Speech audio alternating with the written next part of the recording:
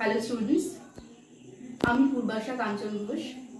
আজকে তোমাদের যে টপিক নিয়ে বিষয় নিয়ে ক্লাস নেব সেটা হচ্ছে টেম্পল আর্কিটেকচার। মন্দিরের ব্যাপারে ক্লাস। মন্দির কিভাবে ডেভেলপ হলো, first, second, third, fourth, fifth, এভাবে বিভিন্নভাবে ডেভেলপ হয়েছে আমাদের ভারতবর্ষে।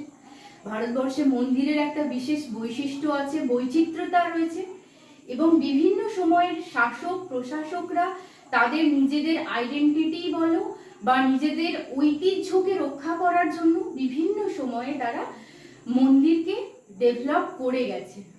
আজও ভারতবর্ষের মন্দির এক আশ্চর্য বিস্ময়কর কনস্ট্রাকশন বলা যেতে পারে।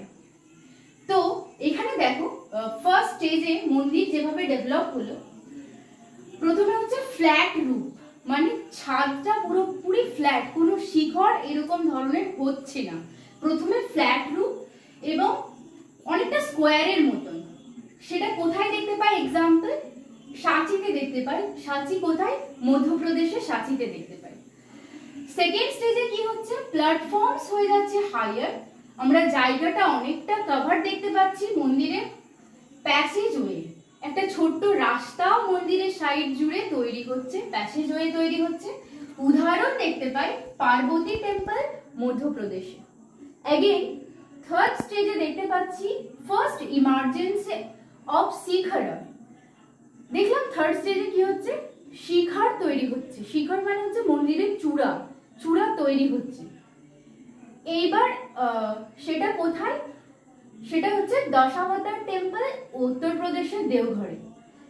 আবার সঙ্গে সঙ্গে আমরা সেই শিখর যখনই তৈরি হচ্ছে সঙ্গে সঙ্গে আমরা কি দেখতে পাচ্ছি? পঞ্চরত্ন স্টাইল দেখতে পাচ্ছি।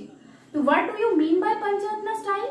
এটা মানে হচ্ছে যে একটা চারটে সাবসিডিয়ারি স্ট্রিমস থাকবে, মানে আরো চারটে মঠ থাকবে মন্দিরের সঙ্গে সঙ্গে। ঠিক আছে? তো এরকম ভাবে মন্দিরে আমরা পরিবর্তিত রূপ দেখতে পাচ্ছি। এখানে দেখো দুর্গা টেম্পল, উদাহরণ হচ্ছে পঞ্চরত্ন স্টাইলে দুর্গা টেম্পল এট এই হল কর্ণাটক। কর্ণাটকের এই হলে এরকম মন্দিরে দেখতে পাওয়া যায় যেখানে চারটে মঠ থাকবে। অ্যাগেন ফোর্থ স্টেজে আমরা কি দেখতে পাচ্ছি? Look at here. In the fourth stage main stream introduce the main stream, মানে একটা মেইন মঠ থাকবে। স্ট্রিম মানে হচ্ছে মন্দিরের মঠ। এটা আরো বেশি রেক্টেঙ্গুলার তৈরি হচ্ছে, বিকাম মোর রেক্টেঙ্গুলার। এক্সাম্পল কি? টেট টেম্পল মহারাষ্ট্রের টেট টেম্পল। এই নামগুলোকে একটু যদি মনে রাখা যায় তাহলে ভালো। ঠিক আছে? ফিফথ স্টেজে কি হচ্ছে? তারপর ধীরে ধীরে মন্দিরটা গোলাকৃতি নিচ্ছে, সার্কুলার টেম্পল। ঠিক আছে? উদাহরণ কোথায়? মণিয়ার টেম্পল এক রাজগীর, বিহারের মণিয়ার টেম্পল। তো এইরকম ভাবে মন্দিরগুলো ডেভেলপ করার একটা ছোট্ট সারাংশ আমরা পেলাম। কিন্তু যেটা মন্দির যে আলাদা আলাদা রাজার টাইমে আলাদা আলাদা রকম বৈশিষ্ট্য নিয়েছে, আলাদা আলাদা নাম নিয়ে, সেগুলো হচ্ছে নাগারা স্টাইল, দ্রাবিড়িয়ান স্টাইল, মানে দ্রাবিড়িয়ান একটা কালচার। ঠিক আছে? দ্রাবিড়িয়ান একটা জাতি বলতে পারো, জনজাতি বলতে পারো, স্পেশালি পশ্চিম থেকে দক্ষিণ ভারতে। তো সেইখানের যে মন্দির কিভাবে ডেভেলপ হলো সেটা। তারপরে নায়কা স্টাইল, বেসারা, হৈসলা, বিজয়নগর স্টাইল, পাল এবং সেন, যেটা আমাদের পশ্চিমবঙ্গে এবং বাংলাদেশ মিলে পাল এবং সেনের স্টাইল। তো এই সমস্ত স্টাইলগুলোর প্রত্যেকটার আলাদা আলাদা বৈশিষ্ট্য রয়েছে এবং প্রত্যেকটার আলাদা আলাদা বৈশিষ্ট্যের সঙ্গে সঙ্গে কোন জায়গায় অবস্থিত সেইগুলো সব রয়েছে এবং কোন রাজার সময়। এটা আমরা নেক্সট ভিডিওতে অবশ্যই দেখব। আর একটা ছোট্ট একটা জিনিস জানাতে চাই মন্দিরের ব্যাপারে, যে মন্দিরে যদি কনস্ট্রাকশনালি দেখো তাহলে শিখর যে পার্টটা সেটাকে সবচেয়ে শৃঙ্গ বলা হয়, শিখর। তারপর হচ্ছে বিমান, মন্দিরের ভেতরে যেখানে ঈশ্বর থাকেন সেটা গর্ভগৃহ, সামনের যে অংশ সেটা হচ্ছে মণ্ডপ।